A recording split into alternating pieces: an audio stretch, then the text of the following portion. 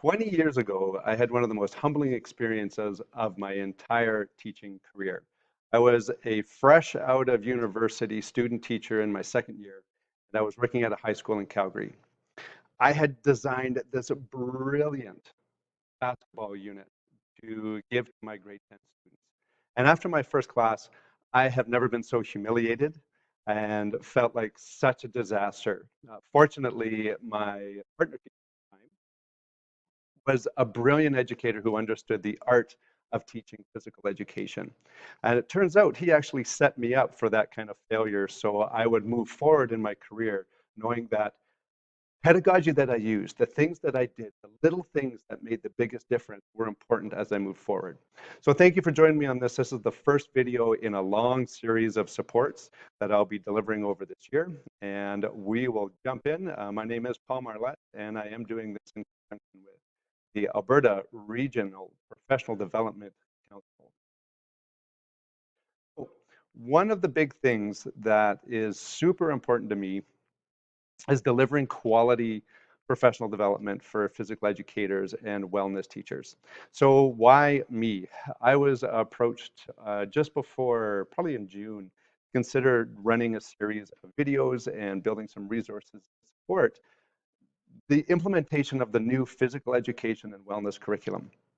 And after much thinking about it, I'm a full-time teacher right now. I decided that I was in the perfect point in my career. If you're interested, read my bio. In short, I have taught from grade 1 to grade 12 in almost every there is. I've taught elementary thematics, reading, writing, literacy, and the last 10 years I've actually been a math specialist and a phys ed specialist.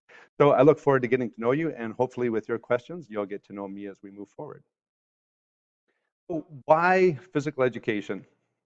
Why is it so important that we dive in to not only the how to teach, why we teach it?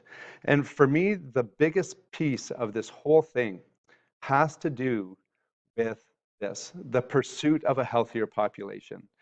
There, in my degree, which is in kinesiology and biomechanics, one of our profs said if you could bottle up all of the benefits from physical activity and an active lifestyle into a pill, no one could keep it on the shelves because it would improve so many things.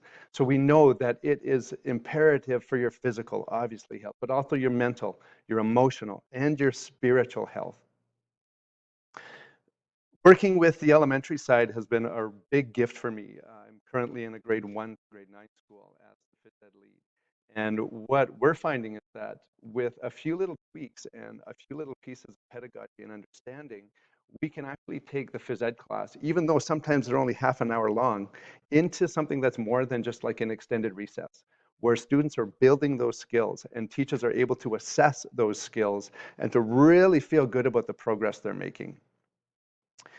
This series that I'm about to embark upon, and they will be live sessions and they'll also be like this, recorded sessions, are designed for the elementary generalists. So we're going to try and build out some materials so you feel more confident teaching specific skills, strategies, and building your own games and learning how to structure a phys ed class so you can kind of move with the flow of your classes so they can see continuous progress. And for the specialists, we still have some phys ed specialists in this province. Woo! Wish we had a lot more. However, for those specialists who are running a team, this series, I'm hoping, I'll give you a place to send some of your generalists who are asking some of those more specific questions. Build teacher skills to inspire a healthier society. A lot of the stuff that I have studied and a lot of the people I talk to, one of the things we know is that students who enjoy and have fun in physical education and the wellness classes actually lead healthier lifestyles. Okay, there's a direct correlation between that. And this is me. The big part of me is like my first mentor teacher who, as I said, set up fights, like fist fights, when he would point at certain groups. Kids leave the classroom. There's an art to teaching in the gym, and there is definitely a skill set that is unique compared to the classroom setting. I've taught in both, and I've seen the differences. The neat thing is that once you get really strong at controlling an environment in the gym where kids can move around whenever they want, what happens is that your in-class classroom management actually becomes more streamlined as well. And last, it's just fun. Right? The more fun we can have, the less talking we're doing in phys ed, the more excitement we're going to drive around this model. So video support. This is what I am shooting to do. I don't want to make hour-long videos that you can not have to. I don't want to make hour-long videos where you have to weed through to get to the specific pieces that you want. So I'm going to be giving some live sessions, some synchronous sessions. But in addition, I am shooting snapshot videos, again, for the generalist and for the specialist to either direct people or to further your skill set. I have been teaching phys ed for over 20 years and have been mentored by some of the absolute greats in this province. I do some other workshops where it's kind of I pay homage to them. So I have a skill set that is hopefully going to be beneficial to you. So my videos are going to be as condensed as possible, and I'll break those sessions down.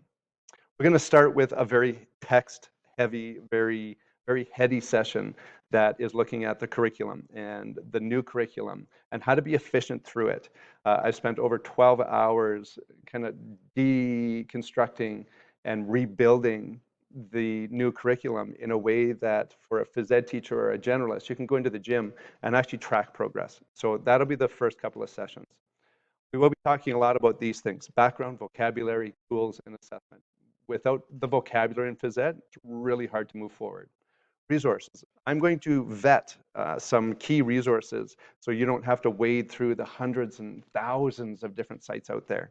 Now, that being said, this is from my perspective. So anything that you feel is going to take you further, go for it, right? Like I'm not the only expert around. You have sets that I could benefit from. So these resources are, again, a starting point. Physical education pedagogy series. We're going to step a little bit away from just looking at the curriculum cusps into how to assess, build scope and sequencing, and how to move kids through a progress and how to differentiate your class. So if you have a kid who's like a national level softball pitcher, and then you have a kid who can't even throw, I'm going to take you through some series where you're going to get that whole scope and sequence, just like when you're reading with students or when you're teaching kids math. We're going to break that down for the elementary side of things. Specific skill sessions, scope and sequencing, talked about that, and specific activity sessions. We will be running some specific activity sessions. They may not all be from me. There's so many great physical educators out there. I'll be looking for some people to deliver some content that way, and I'll also be delivering some sessions on that. And again, I'll be live and recorded, and other than that, this is me. I'll move my little picture. There we go. Two of me on top of each other is too much. So while we move through things, I'll be looking for some feedback if there's specific sessions you're looking for. I'm here in service. I look forward to supporting you this year and seeing you live, and you'll see me, sometimes with facial hair, sometimes without. Yours in the pursuit of a healthier population.